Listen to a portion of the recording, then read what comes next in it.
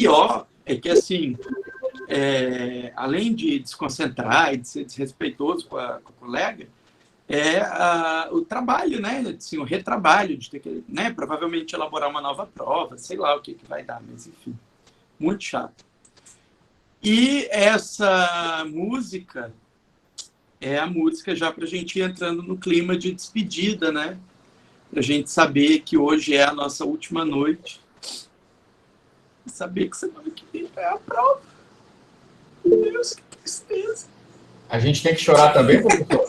Não, minha gente, faz parte da vida, né? É um ciclo. Eu espero que a gente não... ciclo e o nosso está se encerrando semana que vem.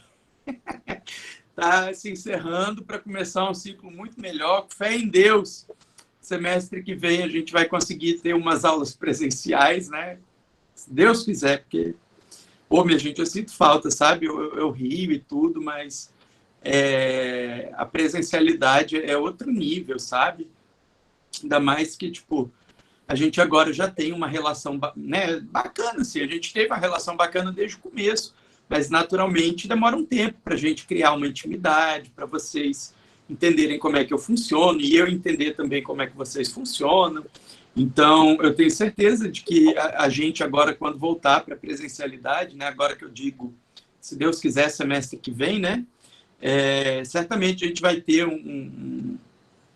uma proximidade muito maior, a gente vai ter uma relação ainda mais bacana do que aquela que a gente já vinha tendo em sala de aula no começo do semestre. Tenho certeza. A turma de vocês é uma turma grande, uma turma bem heterogênea, né? Assim, pessoas bem diferentes de funcionamento e tudo, mas eu acho que vai ser bem bacana quando a gente puder voltar a se encontrar. Mas, claro que para isso todo mundo tem que continuar fazendo sua parte. Quem não está fazendo, passe a fazer, né? A gente hoje recebeu uma notícia triste de que só nas últimas 24 horas foram confirmados 391 casos de Covid aqui em Rondônia. É um número extremamente elevado para uma população pequena como a nossa, né? Travando, Jonatas? Deixa eu ver. Hoje eu não estou no 3G, estou no 5G. Tá normal? Jonatas, você entregou que sua internet é ruim. Então, pessoal, é isso, né? Semana que vem é nossa prova. A gente tem algumas peculiaridades com relação à prova de N1, né? Primeiro, eu tenho fé em Deus, que o sangue de Jesus tem poder, que não vai dar problema de novo, minha gente, que situação horrorosa. Meu Deus do céu, acho que poucas vezes na vida eu fiquei tão nervoso em sala igual semana passada. Foi muito ruim, muito, muito incômodo. E, curiosamente, assim, as minhas disciplinas são seguidas, né? Quarta, tarde, noite, quinta, tarde, noite. Eu tinha acabado de aplicar as outras 3 provas e não tinha dado nenhum problema, né? Mas tudo bem, o importante é que se resolveu e vocês foram muito bem, parabéns. Que mais? Sim. Então, a gente vai ter algumas diferenças, né? Primeiro, eu vou bloquear, então, o Jonatas. Ele não vai entrar na sala de prova, já está automaticamente reprovado, para não carregar a energia, então, né? Segunda diferença Ei, alto lá! a duração da Ei, prova. que negócio não vai é ser esse, de apenas rapaz? 1h30, vai ser uma prova de 2 horas, beleza? Então, a gente Ei, começa professor! a prova em si, se Deus quiser, às 7. A gente vai estar aqui na nossa videoconferência, ouvindo uma musiquinha, vendo um videozinho engraçado a partir das 6:45. E aí, às 7 horas em ponto, a gente começa a prova, das 7 às 9, horário de Rondônia. 2 horas de duração, o que mais? Quantidade de questões. Serão 10 questões, valendo 8 questões objetivas, valendo meio ponto cada, e 2 questões totalizando 3 pontos. Possivelmente, 2 questões de 1,5 cada. O conteúdo da prova não vai ser cumulativo, tá, pessoal? Vai ser só o conteúdo da N2. Quando vocês entrarem lá no Blue, vocês vão rever que tem um marcador. Deixa eu mostrar aí para vocês. Tem um marcador no painel da nossa disciplina. Vamos ver.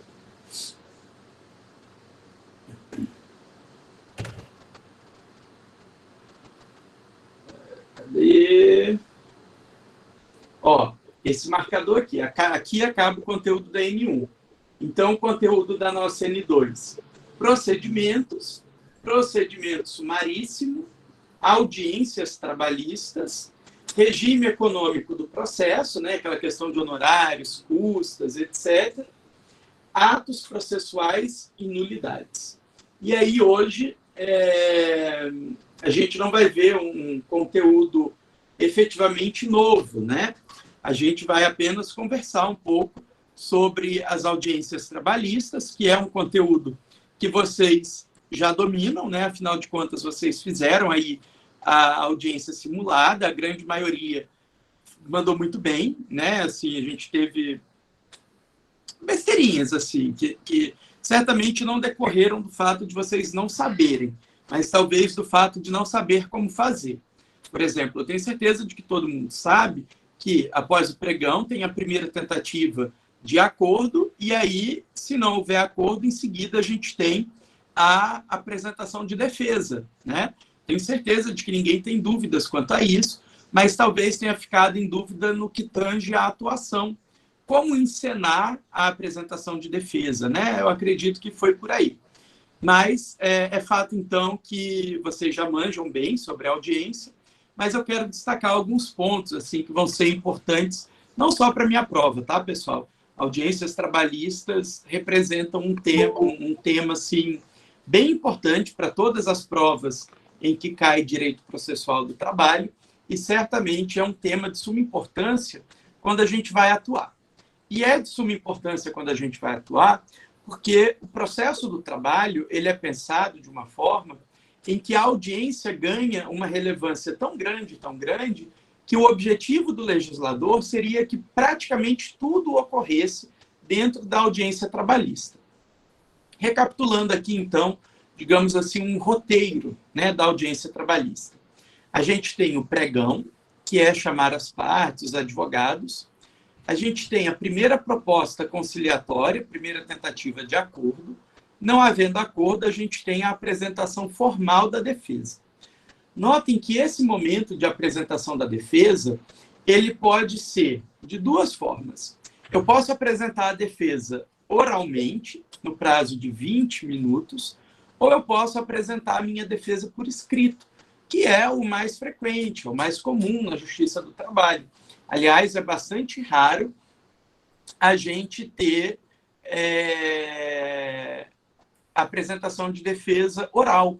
Eu mesmo, na vida, acho que fiz uma única defesa oral, num caso que o cliente me contratou na véspera, e eu peguei, né, olhei assim, o processo e falei, olha, eu dou conta de te defender, preciso de tais documentos, mas eu não vou escrever a sua defesa, eu não tenho tempo. Se você quiser me contratar, ótimo. Se você não quiser, procure alguém que esteja disposto a passar a madrugada escrevendo sua defesa. A culpa não é minha. Se você veio hoje, sua audiência é amanhã, né? E, tipo, isso já era à tarde.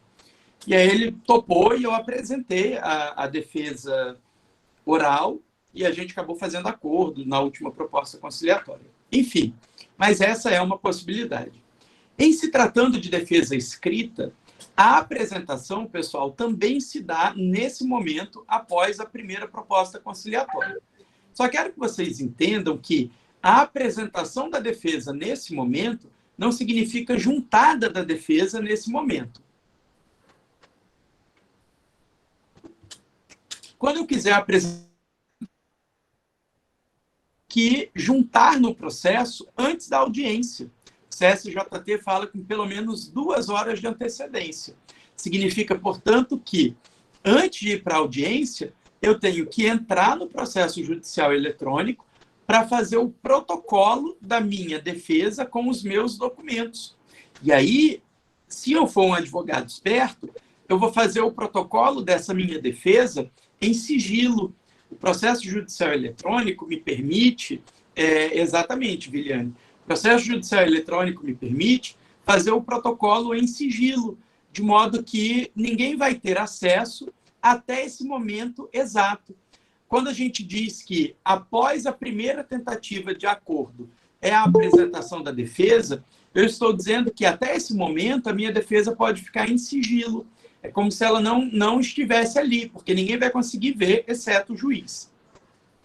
E é muito importante colocar em sigilo, porque a ideia é que a gente vá para a audiência de conciliação sem saber qual é a arma do reclamado, sem saber o que ele tem para dizer, quais são as provas que ele vai produzir, de modo que, com isso, eu fico muito mais propenso ao acordo, porque eu ainda não sei o que está por vir.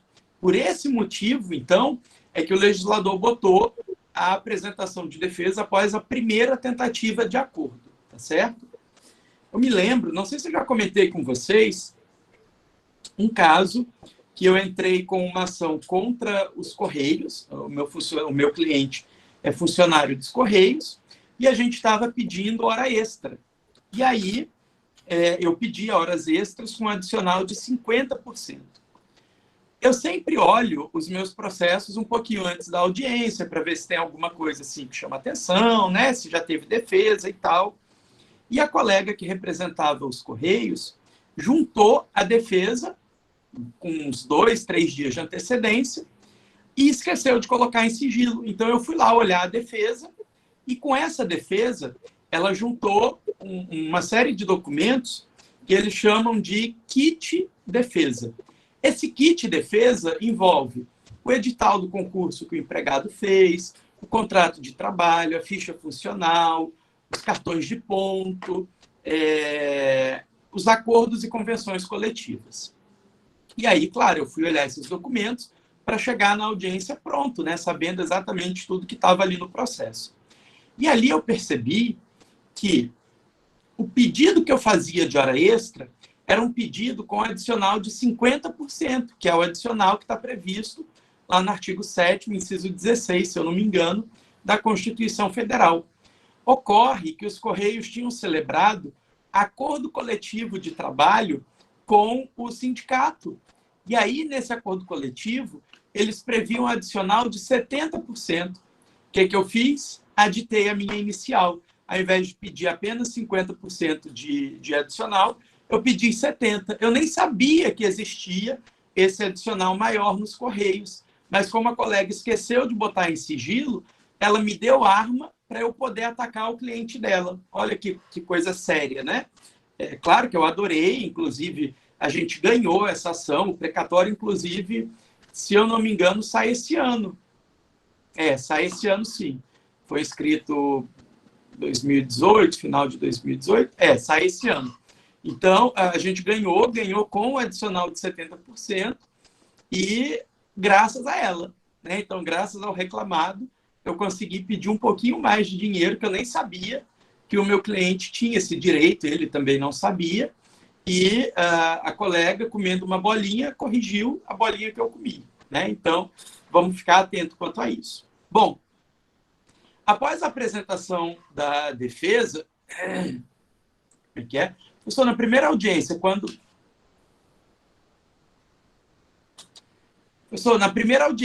não se encontra a parte requerida até o dia da audiência, a mesma poderá ser adiada?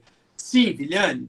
Olha só, a CLT fala para a gente assim, ó, a audiência trabalhista... Deixa eu parar a apresentação, né, que só eu estou falando. A CLT fala para a gente assim, olha, a audiência trabalhista será a primeira desimpedida no prazo de 5 dias. O que a CLT está querendo dizer com isso?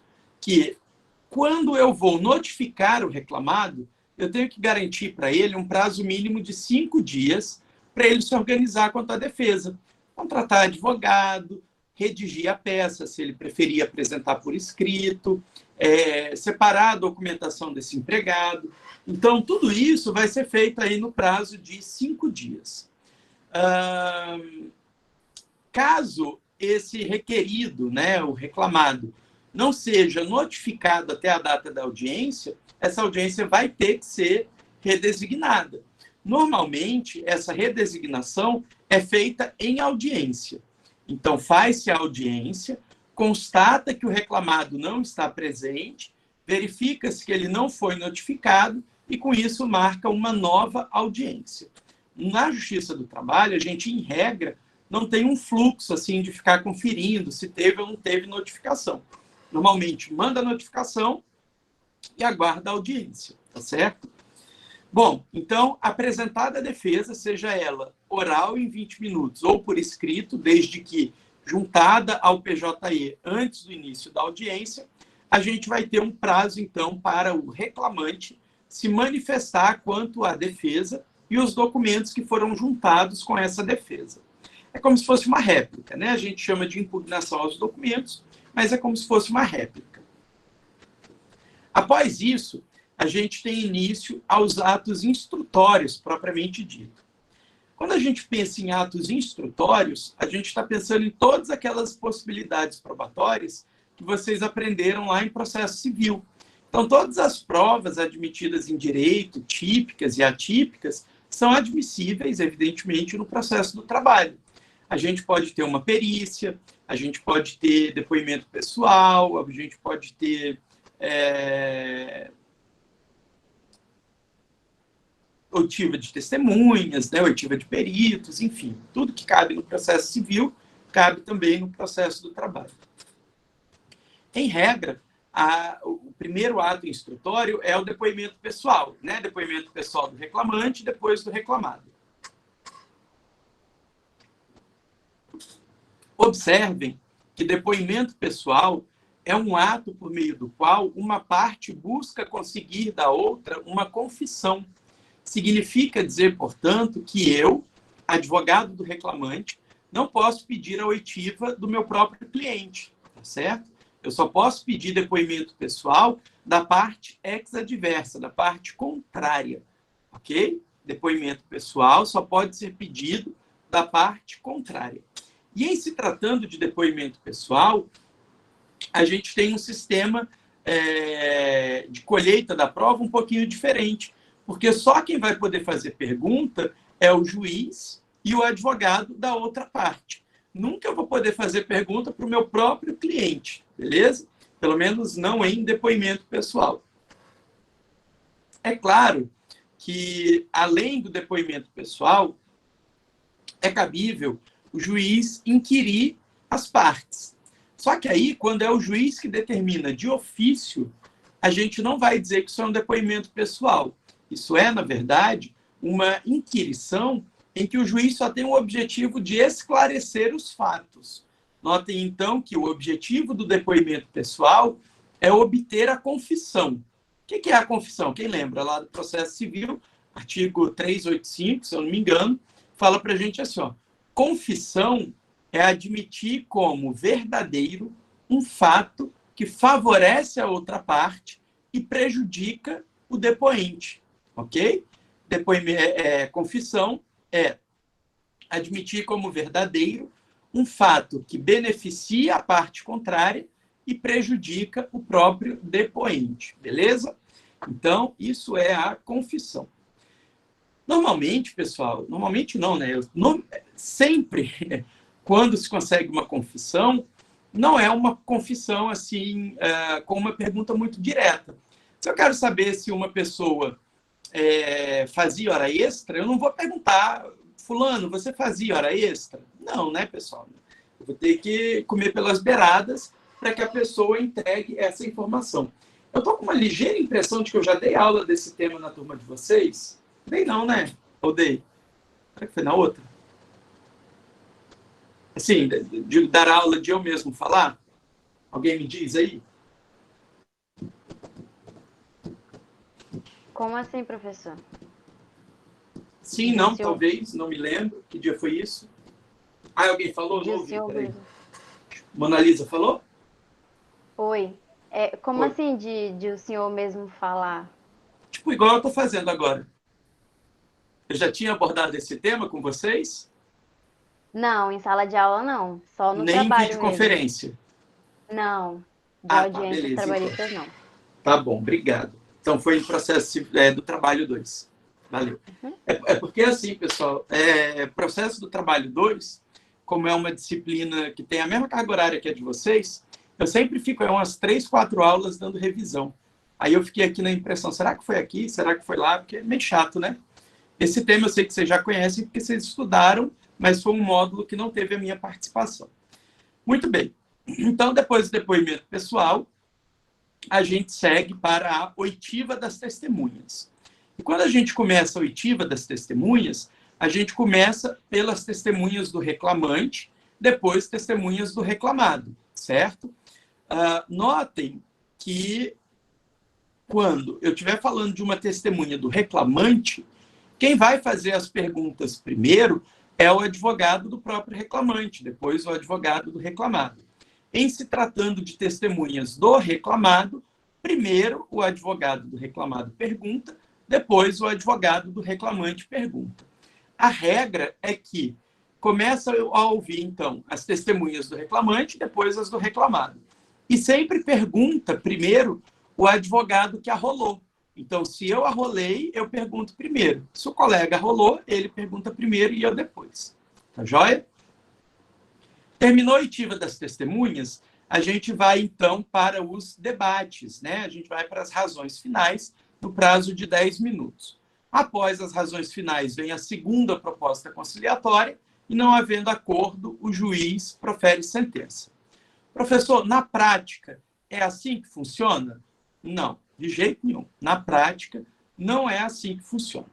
Na prática, a gente tem instaurado aqui em Porto Velho o famoso SEJUSC, né, que é o Centro Judiciário de Solução de Conflitos. E o SEJUSC do TRT, ele tem conciliadores que atuam numa audiência que a gente passa a chamar, então, de audiência inaugural, audiência inicial, audiência de conciliação. Nessa audiência inaugural, acontece, normalmente, o pregão, a primeira proposta de acordo e a apresentação de defesa. A partir daí, o conciliador costuma dar prazo para réplica, né, impugnação aos documentos, e, se for o caso, ele já determina a realização de perícia. Se não precisar de perícia, ele já marca uma segunda audiência para poder ouvir as partes, as testemunhas, fazer as alegações finais, se for possível. Se não for possível, o juiz dá prazo para fazer as razões finais e quase sempre mesmo, não, sem exagero nenhum, 99,99% dos casos, o juiz não dá sentença em audiência. Para dizer bem a verdade para vocês, eu nunca vi um juiz do trabalho dar sentença em audiência. Já aconteceu, coincidentemente, foi nesse processo que eu estava dizendo para vocês, lá dos Correios, né, das horas extras. O juiz... Foi nesse caso? Bom, em algum caso aí, aconteceu do juiz proferir sentença em 52 minutos após acabar a audiência, né? Então, assim, certamente o juiz já foi para a audiência com a sentença pronta, e aí ele esperou um pouquinho só para poder assinar lá no processo judicial eletrônico, porque, naturalmente, o juiz tem que saber o que a parte apresentou de defesa e tal. Mas é muito raro mesmo. Assim, eu nunca vi nem ouvi falar de uma sentença trabalhista que foi dada em audiência. Joia? O que a gente vai falar a mais sobre as audiências? Leandra gostou do meu visual. Que bom, Leandra. Fico feliz. Ele destacou um pouco a papada, mas faz parte, né? Depois a gente emagrece. Essa é a vida. Engorda, emagrece, engorda, emagrece.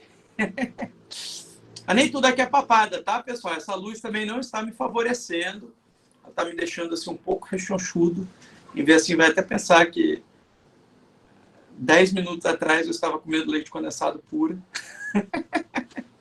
Coisas da quarentena, né? Mentira. Eu como leite condensado puro mesmo fora da quarentena, porque eu adoro leite condensado puro, gelado.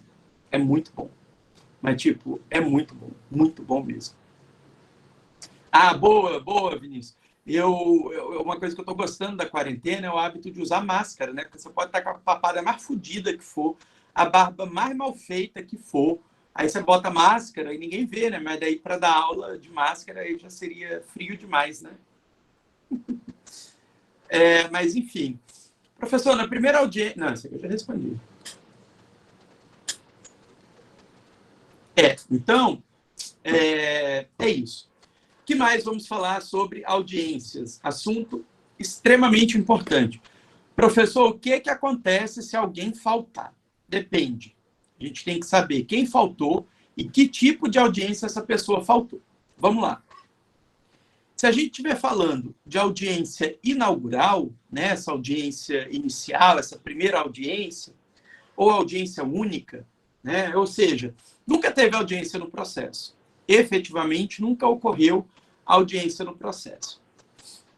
Se o reclamante faltar, o processo vai ser arquivado e ele vai ser condenado ao pagamento das custas, ainda que beneficiário da justiça gratuita, segundo a CLT, pelo menos. Ainda que ele seja beneficiário da justiça gratuita, ele vai ser condenado ao pagamento das custas e o processo dele vai ser arquivado. E a gente já sabe, se ele faltar mais uma vez, o processo vai ser novamente arquivado e, além de ter que pagar as custas de novo, ele vai ficar suspenso por 6 meses. Não vai poder demandar na Justiça do Trabalho por 6 meses, em virtude da perempção. Não é isso?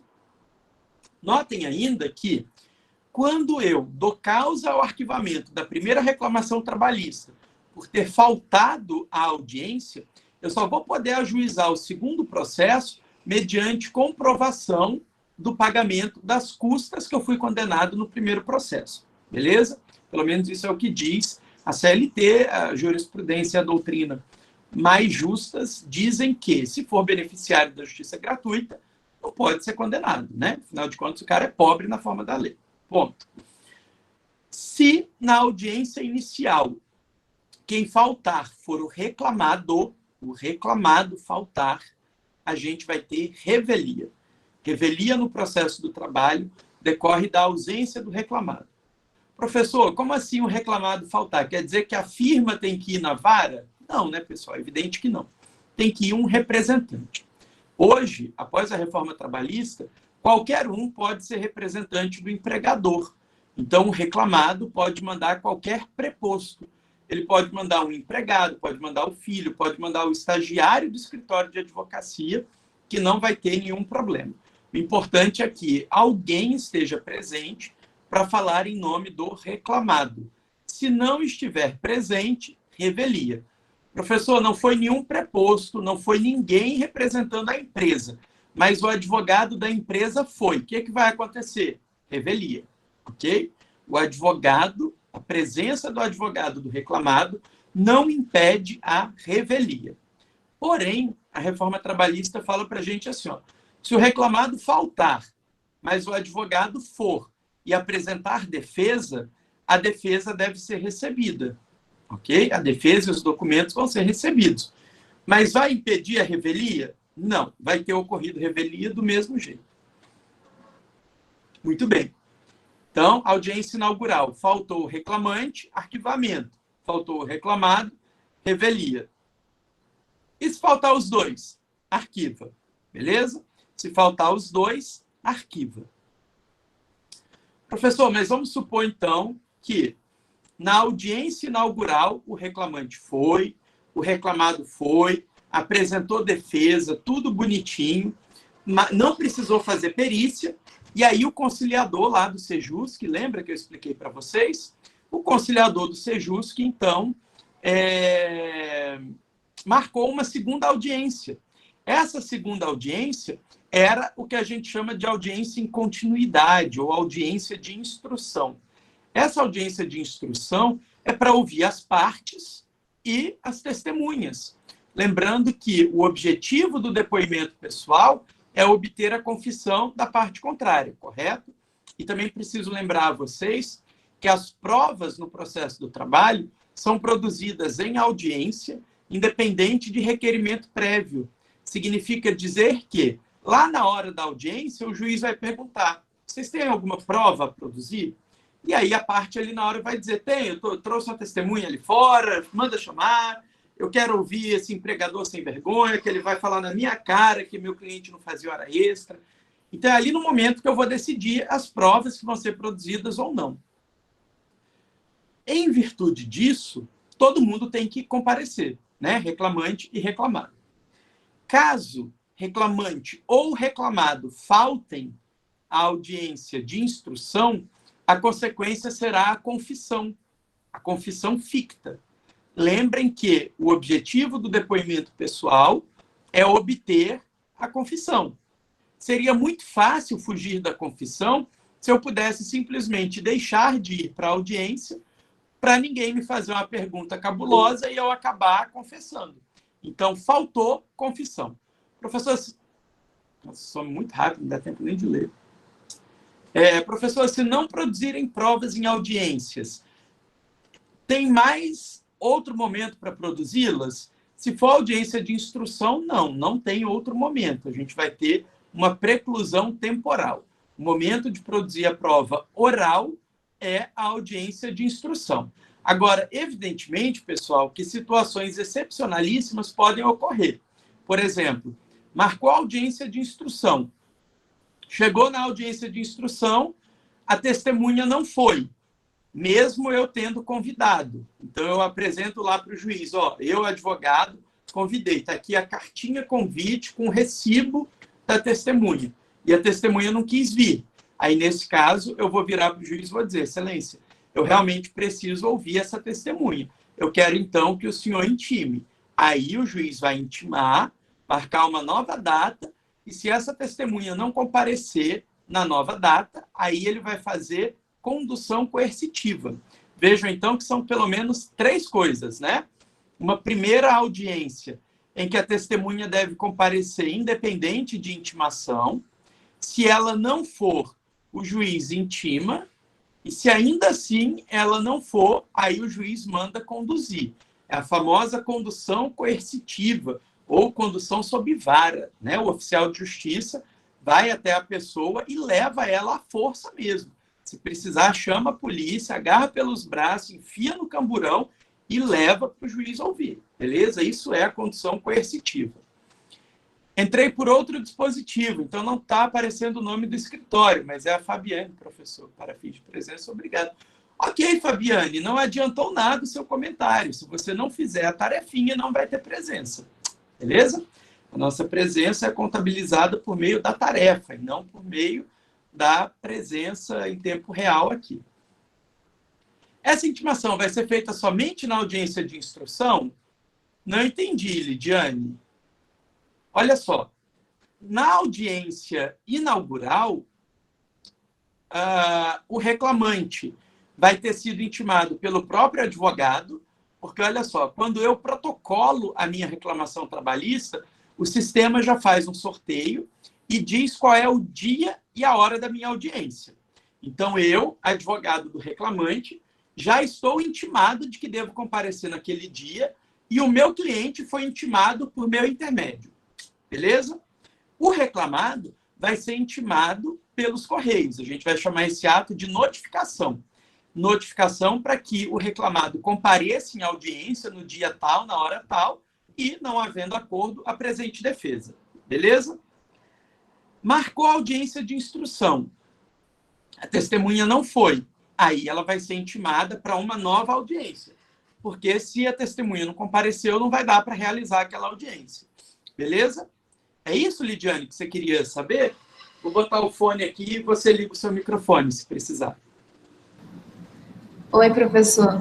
É porque a apresentação de testemunha vai ser só... É porque eu não entendi. Vai ser só na audiência de instrução e julgamento ou pode apresentar na audiência inaugural? É por isso que eu estou perguntando se a intimação vai ser somente na audiência de instrução e julgamento. Da testemunha. Em regra. Parecer. Em regra, a testemunha é apresentada na audiência de instrução.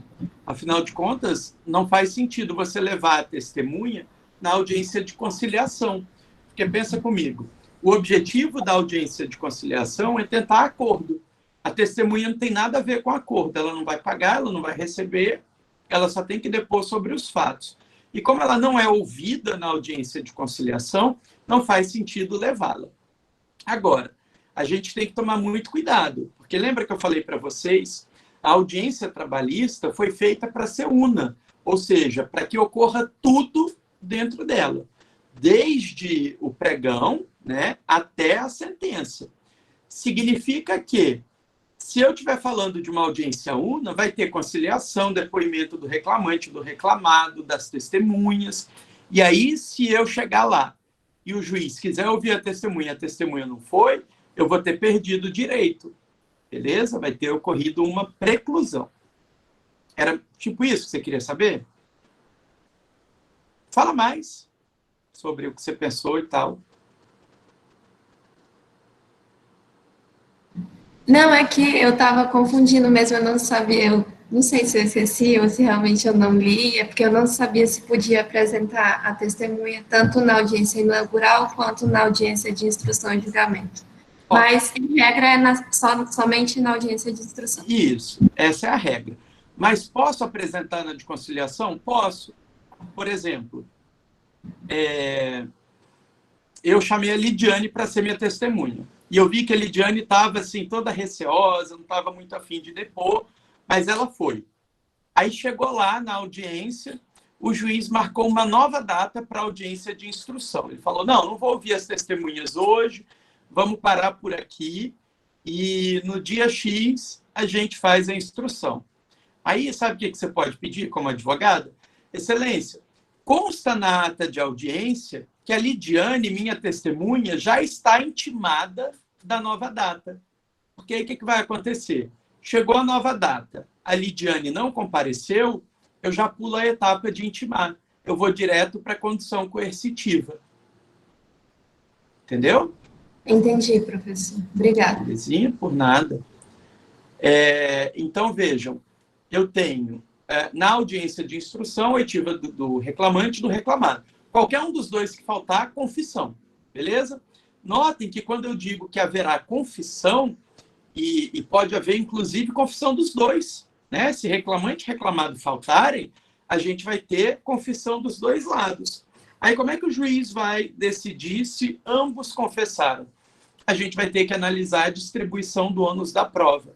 Artigo 818 da CLT repete o artigo 373 do Código de Processo Civil. Vocês já estão cansados de saber que diz para a gente assim, olha, ao reclamante compete a prova do fato constitutivo do direito do autor, enquanto ao reclamado compete a prova dos fatos constitutivos, dos fatos extintivos do direito do autor.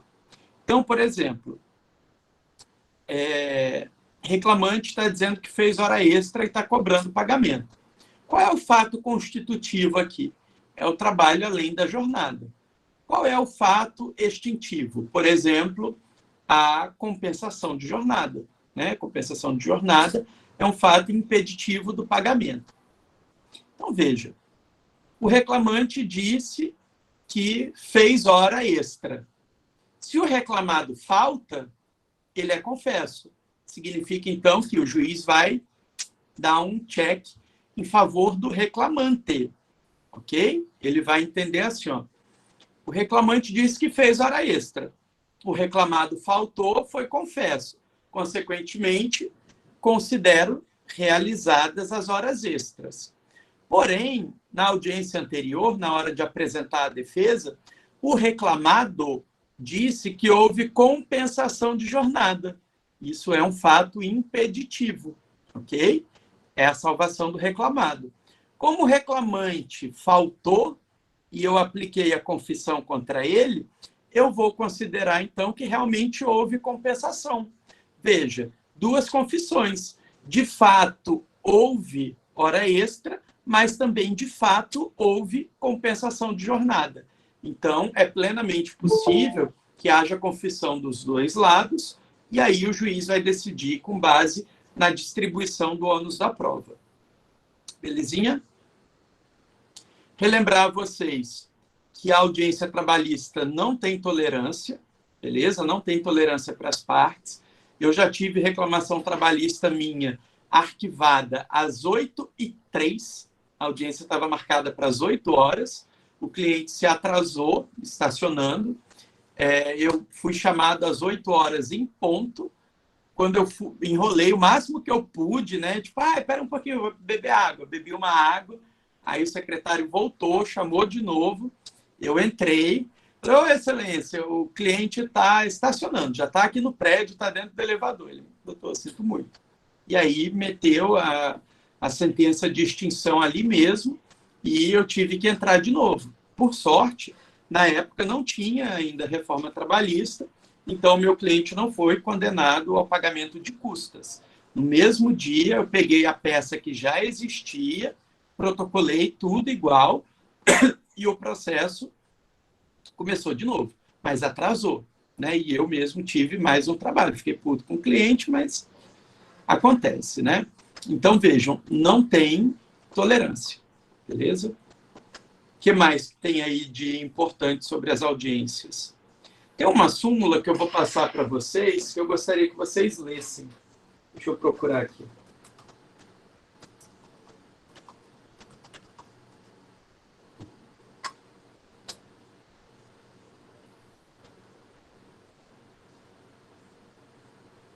Súmula 74 do TST. Bem importante, tá? Deixa eu passar aí para vocês já olharem.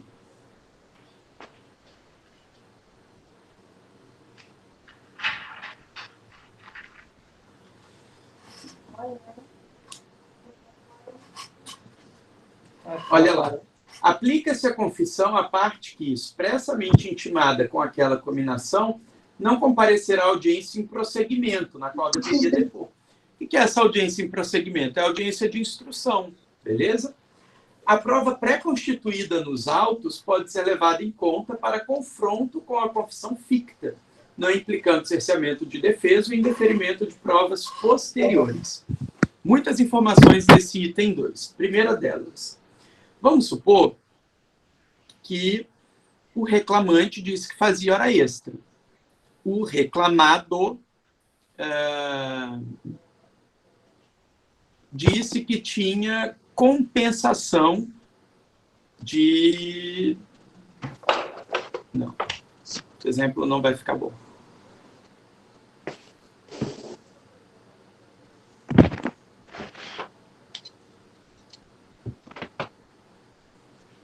Tá, pensei. O reclamante entrou com a ação pedindo o reconhecimento do vínculo de emprego. Em defesa, o reclamado disse, olha, não tem vínculo de emprego, era apenas uma prestação de serviço. O reclamante falta na audiência em prosseguimento, significa, portanto, que ele é confesso. O juiz é obrigado a aplicar a tese de que era uma prestação de serviço, mesmo vendo nos autos uma cópia da carteira de trabalho, por exemplo, dizendo que tinha vínculo? Não, né, pessoal? Porque a prova pré-constituída, a prova documental ou documentada, pode servir para se contrapor àquela confissão São ficta. 21 horas. Beleza?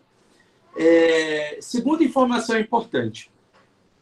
Aquela parte que é considerada confessa, seja por causa da revelia, seja porque ela faltou na audiência de instrução, não vai mais ter direito a produzir novas provas, porque existe uma máxima em direito de que aquilo que é objeto de confissão não se prova. Se eu confessei, eu não preciso de outra prova, beleza? Pelo menos para as áreas cíveis do processo, tá? Processo penal são outros 500. No processo penal, em decorrência de uma série de coisas, a confissão sozinha não pode ser utilizada para condenar uma pessoa, beleza? Então, aqui foi confesso, seja por revelia, seja porque faltou na audiência de instrução, não vai poder produzir novas provas. Vamos supor, eu, reclamante, ou melhor, advogado do reclamante, vou para a audiência de instrução. Meu cliente falta, mas as minhas testemunhas foram. Posso pedir para ouvir minhas testemunhas? Não, de jeito nenhum. Se o meu cliente faltou, ele confessou, não tem que produzir mais nada. O processo está resolvido. Normalmente, ele vai direto para a sentença.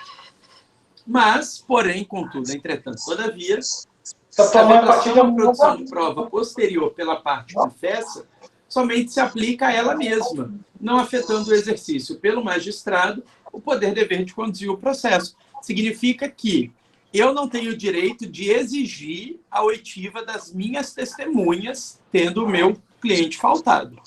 Porém, se o juiz quiser ouvir, ele pode. Ele pode determinar de ofício, tá joia?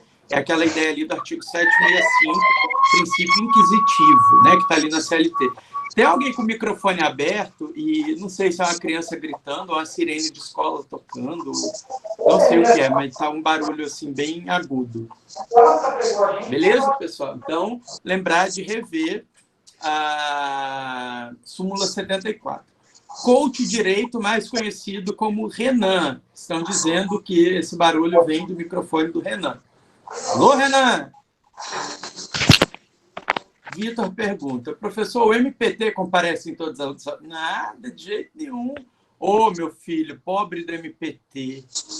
Chega a dar dó. Situação triste do MPT.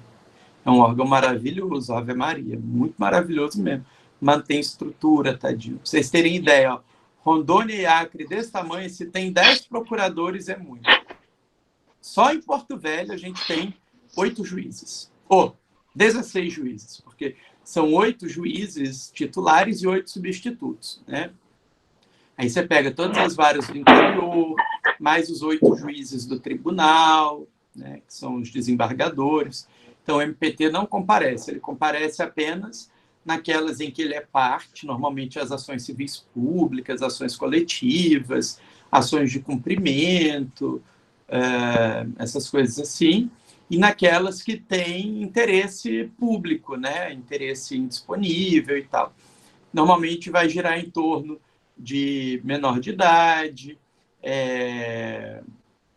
interesses coletivos, interesses difusos, interesses individuais homogêneos, normalmente indisponíveis, mas é bem raro mesmo. Professor, mas se a parte... mas se a parte reclamante faltar por motivo relevante, tem um prazo de 15 dias para informar? Tem. A parte pode informar um motivo relevante, e aí, até se o juiz já tiver proferido a sentença de arquivamento, ele pode voltar atrás. Perfeito. Bem lembrado, Liliane.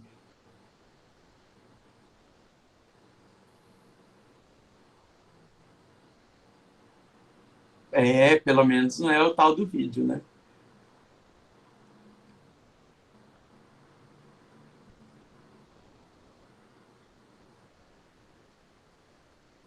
Assim, pensei que não comparecesse por ser o rito diferente do penal.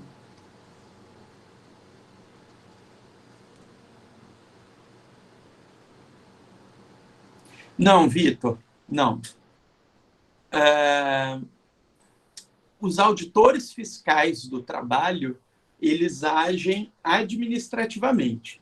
É ainda mais raro um auditor fiscal do trabalho agir do que um procurador do trabalho. O auditor fiscal do trabalho é aquele cara que fiscaliza o cumprimento da norma justo-trabalhista e ele age independente de processo judicial, tá certo? É diferente do MPT, por exemplo. O MPT, por ser Ministério Público, ele não pode aplicar penalidades, ok? Ele pode recomendar, ele pode celebrar termo de ajustamento de conduta, e aí no TAC ele pode dizer, se descumprir, vai ter que pagar a multa, mas aí para receber essa multa tem que entrar na justiça. O auditor fiscal do trabalho é aquele cara que vai fiscalizar se a lei está sendo cumprida e, caso a lei esteja sendo descumprida, ele pode aplicar penalidades administrativamente. Beleza? A atuação dele é administrativa, não é judicial. A gente vai falar aqui, lembrar lá do direito administrativo, da autoexecutoriedade dos atos administrativos. Então, ele aplica a multa, por exemplo, e aí, se a parte não concordar, ela é que vai ter que entrar na justiça para desconstituir aquela multa. Percebe a diferença? O MPT precisa do juiz. O MPT não aplica a multa ele próprio, só se o juiz concordar com ele. O auditor fiscal do trabalho, não. O auditor fiscal penaliza, e aí, se a parte não concordar, ela entra com processo para desconstituir. E a gente fala muito em multa, mas o auditor fiscal do trabalho tem uma série de penalidades que ele pode aplicar, desde orientação, né? Orientação não é multa, não é pena. Mas, enfim, ele pode só orientar. Ele pode advertir, ele pode fechar estabelecimento, aplicar multas, ele pode retirar pessoas do local de trabalho, ele pode determinar a paralisação de serviços, ele pode interditar equipamentos em determinadas áreas do local de trabalho. Enfim, tem muita coisa que ele pode fazer, e tudo que ele faz na canetada mesmo. Ele não precisa do juiz do trabalho. Dúvidas, pessoal? Até aqui? Não? Deixa eu começar mais uma mensagem. Nada, Vitor.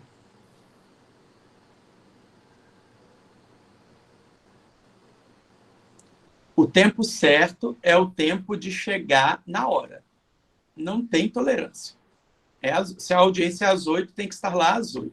8 e 2 segundos o juiz pode extinguir. O advogado pode ser o representante, o patrono da causa? Não, de jeito nenhum. Primeiro, porque o Estatuto da Ordem veda. Segundo, porque a CLT também veda.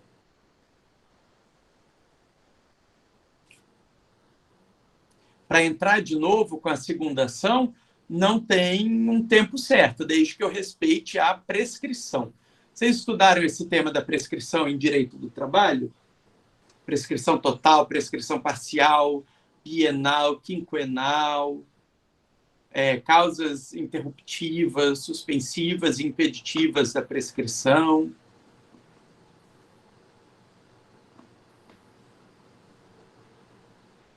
Faz tempo, muito tempo, Anderson? Beleza.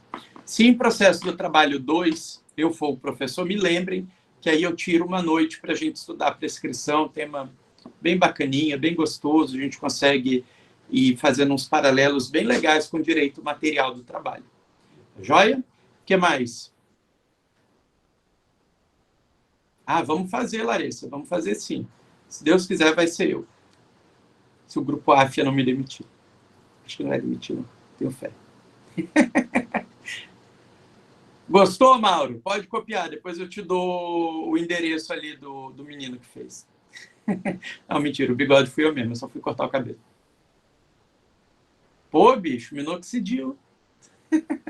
Aqui o louco do minoxidil, né? Já tentei, gente, minoxidil. Não deu jeito. O negócio agora é deixar crescer. Ó. Aí você dá uma empurradinha daqui. Aí já diminui aqui, empurra aqui mais um pouquinho. Vai. Não deu muito jeito, não. Gastar um dinheiro aí, fazer um transplante. Eu cortei o cabelo no Mister Navalha. Olha que nome bonito. Fiz a barba também, deu um pouquinho de alergia, mas tá de boa. Mas o bigode fui eu mesmo que fiz. Nem cabelo, né, Edilson? Que tristeza. Fica na Imigrantes, um pouquinho depois da Lauro Sodré.